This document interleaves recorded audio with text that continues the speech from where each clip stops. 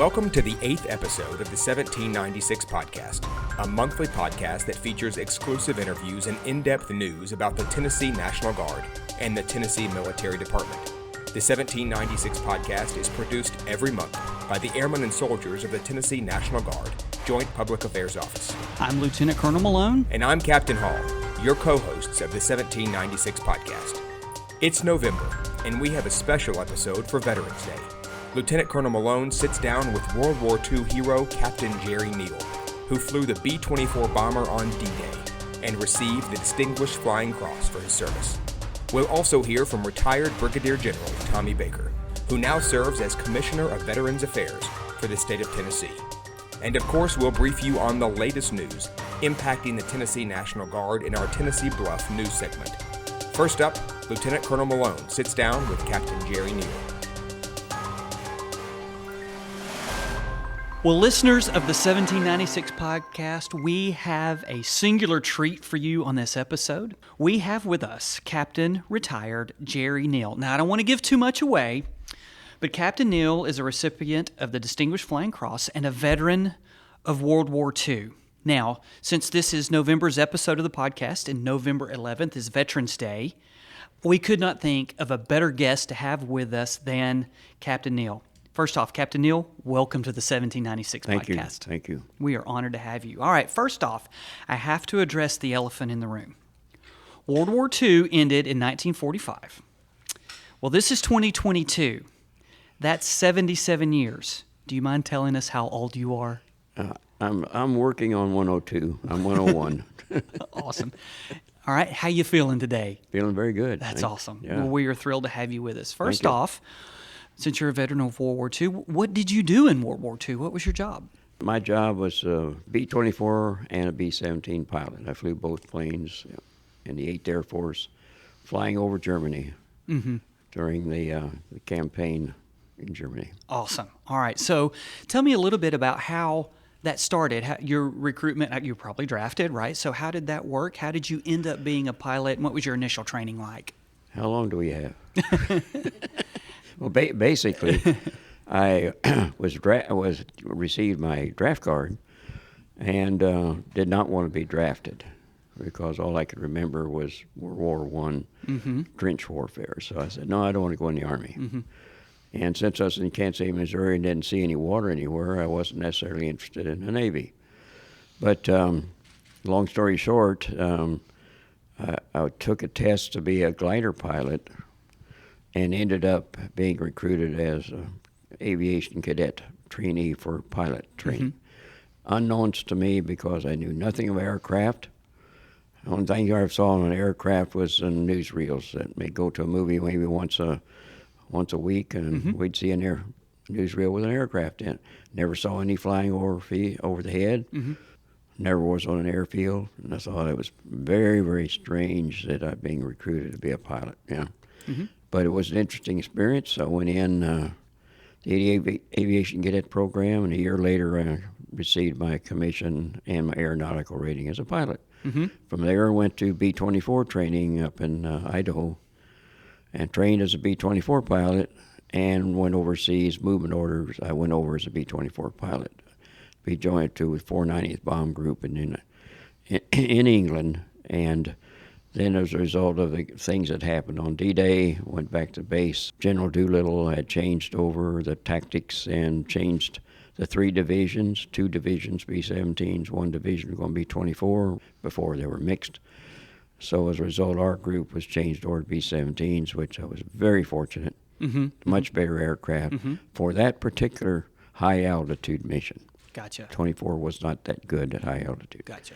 So that's I completed 35 missions then. Perfect. So you said you were in the European theater, flying bomb missions over Germany. So what was a typical day like, or maybe even a typical mission? And maybe there's no such thing as typical in that environment. Typical day would be the orderly would come in at 2 o'clock in the morning and wake us up. We would go to the officers' quarters to get our breakfast, then there to the flight line to get our uniforms on, then there to briefing, and the general briefing to tell us what the mission was. Then we would be trucked out to the flight line in our plane, wait for the takeoffs, and then we would start off in 30-second takeoffs. Fly through, normally in England, we were flying through 15 to 20,000 feet of overcast. So we're flying instruments for 2 hours to get to the rendezvous point, which was usually at 20 to 25,000 feet over England.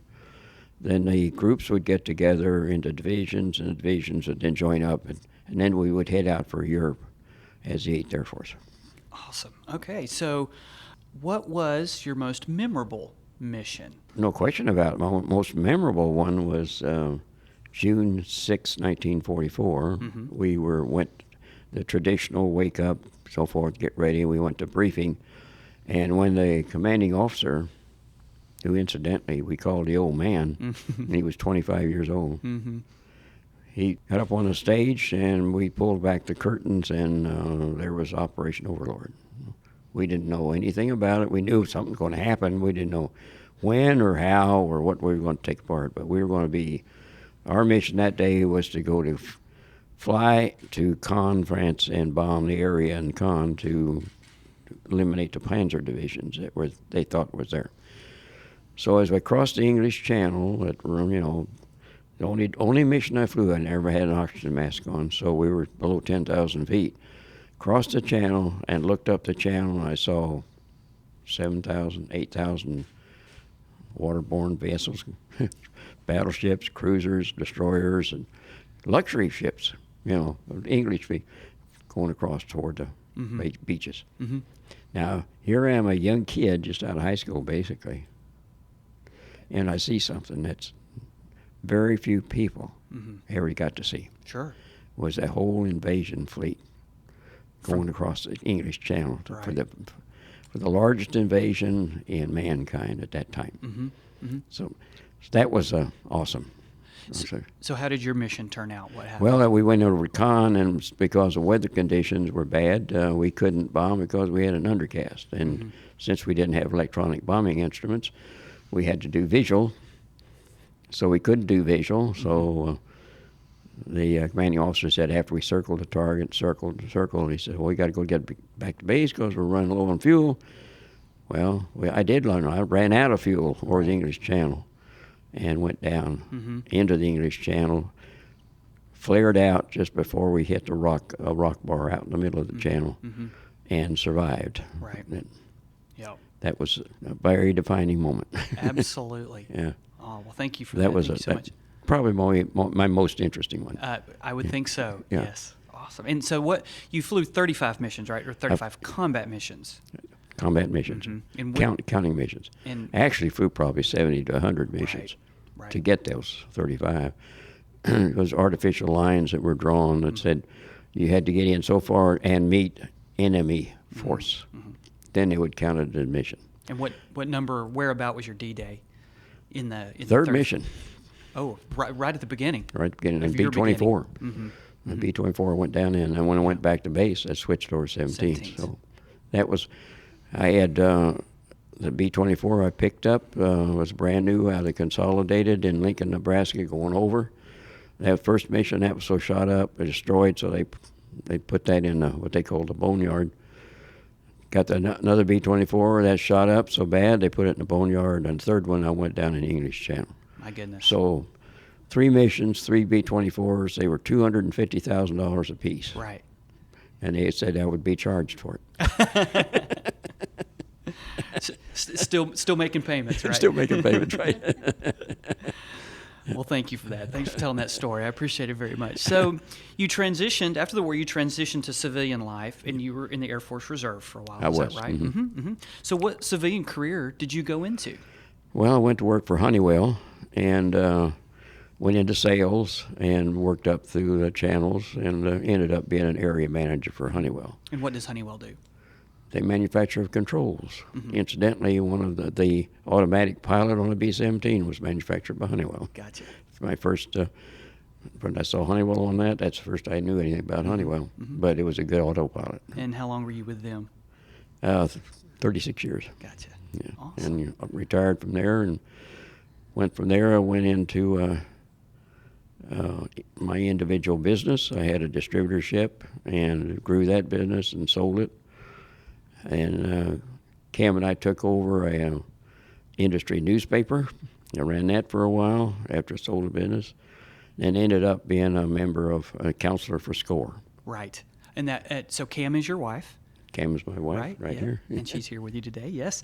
And SCORE, tell us what SCORE that is. was started by DuPont after World War I. It was a group of independent businessmen, successful businessmen that banded together for the purpose of helping people that were in businesses or wanted to get into a business and were having trouble, so that we could be we could furnish the background of information and experience that we had to people who had experience and problems, such as not even having a business plan, and helping them to build business plans and that type of thing. So like a mentor for entrepreneurs. We were mentors. Yeah.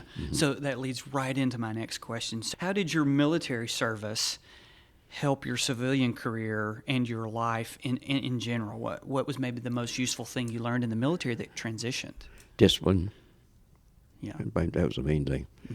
And actually, interesting enough, I was in an ROTC program in high school 3 years, which I really loved. I wish they had more of it today for young people. So when I was in the aviation cadet program, they made me a cadet officer based on the fact that I was in a ROTC program in high school. So I had a discipline, I had responsibilities of personnel right off the bat. So that experience that I had there just served me so well in my business life. Excellent. The discipline. Got it. All right. So that kind of leads to my next question, actually. So I know that you like to tell your story and relay your life lessons to the younger generation. Yes. I know you get to do that often. I do. And so what do they need to know, and what do they need to hear from someone who's been through what you've been through? Well, my hope is that I can reinforce the fact that they need to know the history of our country and the sacrifices that have been made over the years in many wars and many events to keep our country where it is today. And if we don't know that, we're going to make the same mistakes over and over again. Hopefully, by make them more and more aware of how many people have sacrificed themselves to give us the freedom that we have today is important. And freedom is not free. Well, hopefully we're getting a little bit of that word out with this podcast. So that's great. Thank you so much. So again, you're a veteran, and there's lots of vets out there, and hopefully you have some vets listening. What do you think is still needed to help vets today? And how do you think the system is doing in helping vets? Is there something they could do better? Cam and I both feel like we support veterans organizations as much as we can. Gotcha. In a way of substance, money, any kind of support that we can provide. Right. Because there's a lot of veterans out there that need help, and it's obvious. They're suffering. Right. So we feel for those people, and whatever we can do to help, that's important to us at this point. Great. What I'm concerned about is the pool that's available to go into an armed force in the case of a war. Because I think that the Depression years that I grew up in, and the fellows that went in with me, the young men, were hardened by the Depression years. We were tough. We didn't necessarily know it, but we could stand a lot of tough stuff. And I'm afraid we've got a lot of people that are soft today and don't have that desire or the interest in supporting our country. Sure. That's a concern. I hope I'm wrong, but it's my concern. Sure. Maybe we'll have a recruiting episode on a future That'd be podcast nice. and talk That'd about be that. nice, yeah. You told us your most memorable mission. Do you have a fondest memory of your time in uniform that might be different? Actually, I enjoyed the year that I spent in pilot training. I enjoyed flying. That was really, I really found out I was a good pilot, and I enjoyed it. But combat took all the joy out of flying. Sure. I just never really had a desire to fly much after, to get my own private plane and to fly.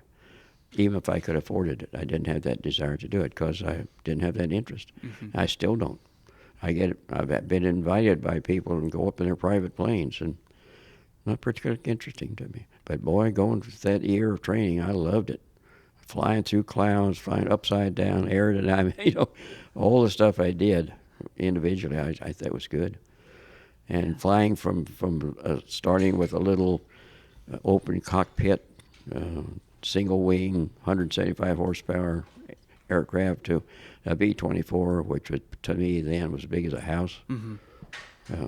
What a transition in a relatively few months for a young kid just out of high school. Mm-hmm. Basically, I'm still wet behind the ears to go through that that training. It was awesome training. Right. You did a beautiful job. And I think I've heard you tell the story in the past. To get to Europe, you started in the U.S. and that must have been a good flight too, since it was before combat. What was that? It was we went the southern route because when we were moving over, it was winter time, and the northern route at the time was closed because of weather conditions. Sure. So we flew from our base in Mountain Home, which is outside of Boise, up in Idaho, across the mountains to Lincoln, Nebraska. Lincoln, Nebraska picked up the new B-24 because the old one training would never made it. Mm-hmm. Got the new and went there So a brand new B-24. Brand new, with the little notes in the corners with the gals that are, good luck, guys, so on and so forth. I mean, that was we picked those things out. So with that for West Palm, there from Puerto Rico to Belém, which is right off the Amazon River, hacked out of the jungle, to Fortaleza, Brazil, jumped across the South Atlantic, a huge jump. Just navigation was a sextant. That's all we had. To Dakar, North Africa, Dakar to Marrakesh, which is pretty close to Casablanca, across the Sahara, across the Atlas Mountains.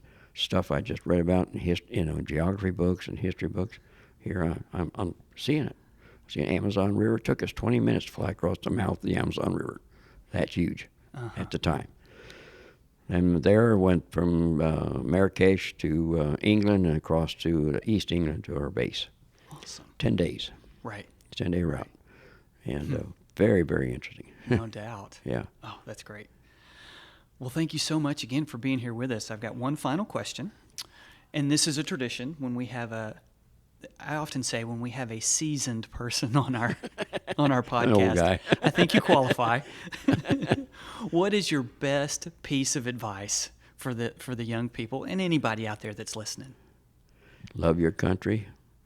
Know your country. Know what's going on. Be involved.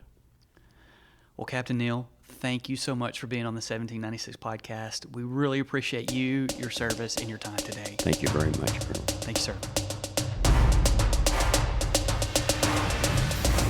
Up first this month in the Tennessee Bluff. November is the month of the military family for the Tennessee National Guard.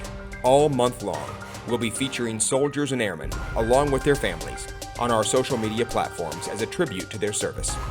And in other news, the Tennessee National Guard responded to a 70-acre wildfire in Warren County in late October. At the request of the Tennessee Emergency Management Agency, the Tennessee National Guard has provided 2 UH-60 Black Hawk helicopters to support the wildfire response. The aircraft will make multiple trips into the affected area, dropping hundreds of gallons of water from the air. Bambi buckets are a specialized bucket system that is utilized by the UH-60 that are suspended from a helicopter to deliver water for aerial firefighting. And in national news, veterans and military retirees will receive a sizable cost of living adjustment next year, the same 8.7% cost of living increase as Social Security recipients. It is the highest increase in 42 years as Americans deal with the impact of record high inflation.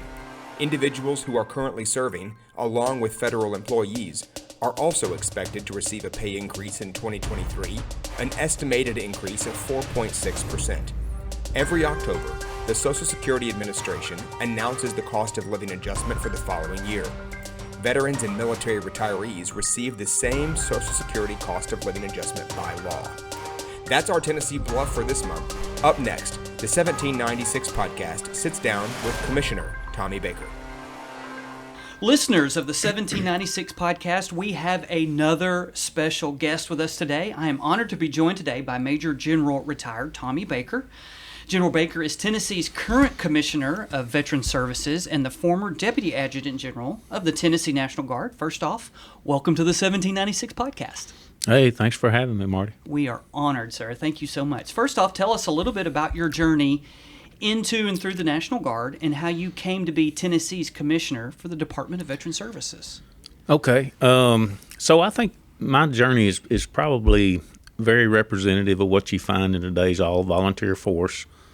I joined in 1980 in the Tennessee National Guard there in the local unit, Huntington, Tennessee. Cav Troop, by the way, 19 Delta is what I started out as. You know, I didn't grow up with really aspirations of joining the military other than I had a grandfather who was a World War II veteran. Spent a lot of time at his house asking a lot of questions as a young man. I guess, you know, listening to his stories about World War II, his dad had been a World War I veteran, but I never had met him. My grandmother even said later he was telling me things that he had never even talked to her about. So I guess in one way, he had a very strong impression upon my life. As a boy, watching the evening news in the late 60s and early 70s, a lot of coverage of Vietnam, our guys over there, and when they would return home, I would see them in the hometown. And then in 1971, we had a massive F4 tornado that came through our town.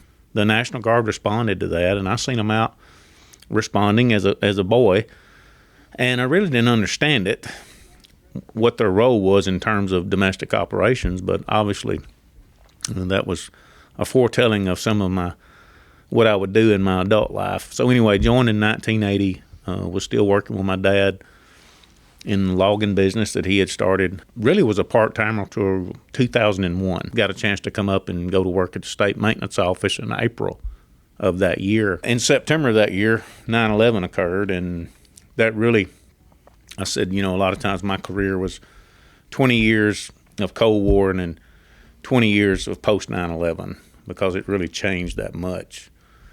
And, of course, 2004 we deployed with the 230th Air Support Group. 2008 I went back as the commander of the 30th Combat Sustainment Support Battalion. We were in northern Iraq that time. Got home in 2009 and then became the Deputy G4 of the G4 Army ATAG, and then the Deputy Adjutant General was my last assignment. Of course, as you know, I got to retire 30 September 2021, almost 41 years of service, and got to come lead Veteran Services as the commissioner, and I came down in December of 2020, I thought, on an interim basis. Got down here, really learned the mission of the organization, what they were able to do to help veterans. Thought, you know, I've been kind of praying about what was next in life. It kind of became apparent to me that this was my transition piece. This was what was going to allow me to go into that next phase of life, and so that's how I became the Veteran Services Commissioner. Perfect. And that leads perfectly into my next question. Veteran Services, a lot of us are familiar with Veterans Administration, which is a federal entity. A lot of us are not as familiar with Tennessee's Department of Veteran Services. So what's the difference, and what does Veteran Services do differently? So one thing is just size. The VA is made up of really three main branches: Veterans Healthcare Association, Veterans Benefits Administration, and then National Cemetery Administration. Out of those three branches, you've got about 425,000 employees nationwide. Vast bureaucracy. Tennessee Department of Veteran Services is right opposite of that. There's only 111 employees statewide. So we do follow what the VA does in terms of their rules and their procedures and their guidelines, because they're the ones that determine that. We don't get to. Why we call ourselves Veteran Services is because we are a state agency, and we never want to become that massive bureaucracy that loses touch with the average Tennessee veteran. And that's why we're here. We're here to help them navigate that vast bureaucracy that can sometimes be very overwhelming if you're not used to what you're looking at and how you're trying to approach or get a claim filed or get pre-burial registration, just all the benefits that veterans have already earned in their family, it sometimes can be rather complex trying to, attain those benefits. And that's where we come into play. All right, so it's called Veteran Services. So what are some of the services? Are there any more that are a little more specific or more particular than just aiding with those benefits? Yeah, so we really have 4 core statutory by legislation duties that we're to perform for veterans. One of those is to run the state veterans cemeteries. So we have 5 of those across the state. We have 2 in Knox County. We have 1 here in Davidson County. We have our newest one in Parker's Crossroads at exit 108 on I-40. And then our other state veteran cemeteries in Memphis. The other thing we do is we provide appeal advocacy for veterans when their appeals are denied first time through, or their claims. They can come back to us and we will take that claim and we will appeal it on their behalf and provide oral advocacy on that veteran's behalf with the Board of Veterans Appeals, who will basically is an administrative law judge that will hear that case. And that's a great benefit for our veterans, because not only is the claim and the appeal free, we also have an agency called the National Veterans Legal Service Program, who is a pro bono attorney group that represents veterans nationwide, that we have a partnership with that allows us to, if they are denied at the Board of Veteran Appeals, we can use the National Veterans Legal Service Program to look at their case and go advocate at the Court of Veterans Claims. It's the highest level you can go, and it requires an attorney to actually advocate and argue on your behalf. So that's another pro bono free benefit for veterans out there. The other thing we do down at Appeals, we provide annual accreditation for all the county service officers across the state. There's about 155, 160 county service officers. Many veterans know who their county service officer are. We provide annual accreditation training. The VA requires that they be accredited before they can represent a veteran on behalf of a claim. So we provide that training annually. And then the final thing we do is we have a team that conducts initial claims, and they're in 11 field offices across the state. You can walk in, sit down, get an appointment. They'll sit there and work your claim for you. Get all the paperwork together for you, send it in, file it on your behalf, follow up. Basically, take your hand and hold it through the entire process. Right. And so that's really the 4 main things we do in the state. So to boil it down, advocacy and assistance for those benefits you've earned. That's exactly what we do. I mean, we advocate on behalf of veterans and their families. What a great resource to all those Tennessee veterans. That's awesome. So how has your time in uniform maybe benefited aiding you in being the Commissioner of Veteran Services? There's no doubt. I think that was one of the things that I was most excited about when I came over here, was understanding, yes, I get to help veterans and their families, which was a big positive for me, but also realizing, okay, you're leaving the uniform, you're taking off the boots, but you're going to be hanging around and working with people that's essentially the same culture that you've been in your whole life. That was very reassuring. I think a lot of veterans, when they transition into civilian life, and I've had many veterans tell me this, is they begin to miss that camaraderie that they had when they served. I don't think you can replicate that in civilian world. And those are just bonds that you don't build everywhere in life. And I think being able to be in that culture most of my life has really given me an appreciation for being able to do this job. Absolutely. So in private citizens, they often want to be helpful to veterans. Maybe they haven't worn the uniform. What are ways you recommend that they may be able to assist veterans? Well, that's a great point, and I think it's probably, that's one of the, I believe, the most positive things I've seen in my 2 years here. So many people in this state want to help veterans. Many of them have never wore the uniform, but yet they're just looking for ways to help.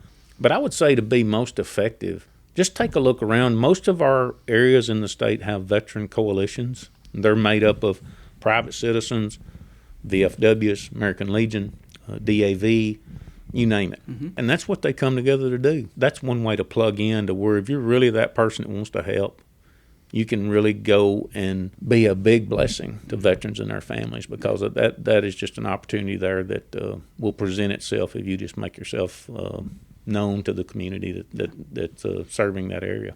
I think those of us in uniform have definitely seen it, that we live in one of the most patriotic states, no doubt about it.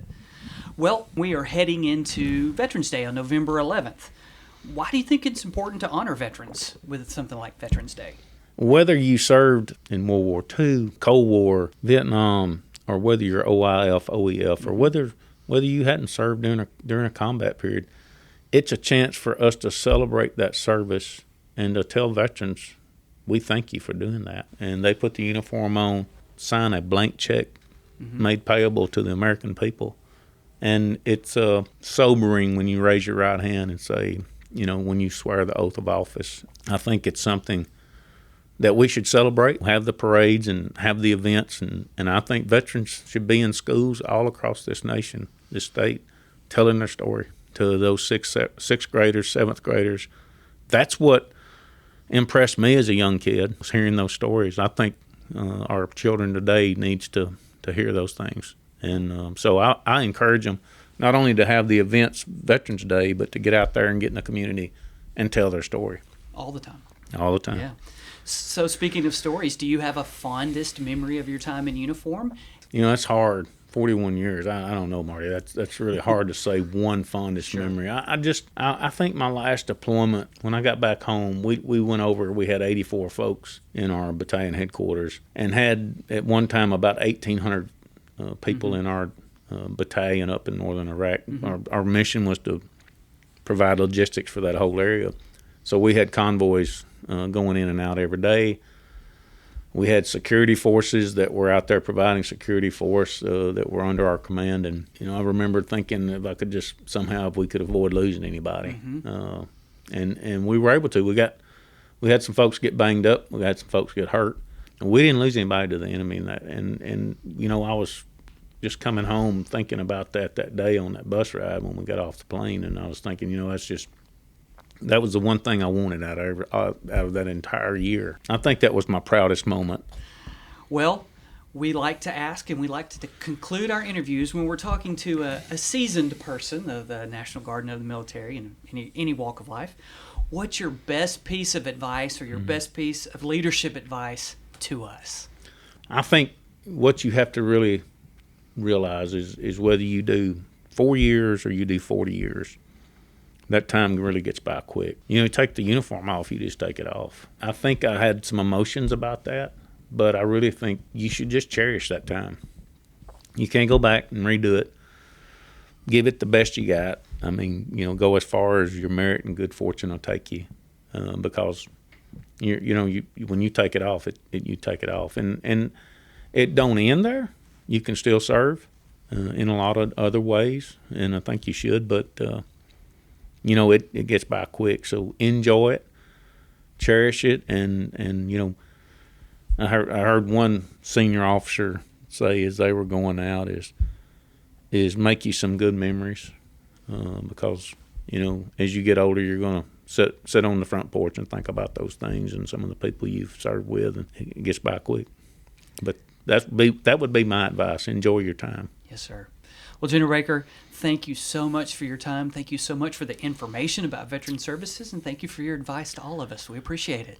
Hey, thank y'all. Thank you for continuing to serve, wear the uniform, and take care of the rest of us. It's good to see you, and it's good to know that we still have men and women that are willing to put it all at rest for all the rest of us. Yes, sir. Thank you. Yes, sir. Thanks for listening to the 1796 podcast. If you like what you heard, please consider subscribing, sharing this episode with friends, and giving us a 5-star review.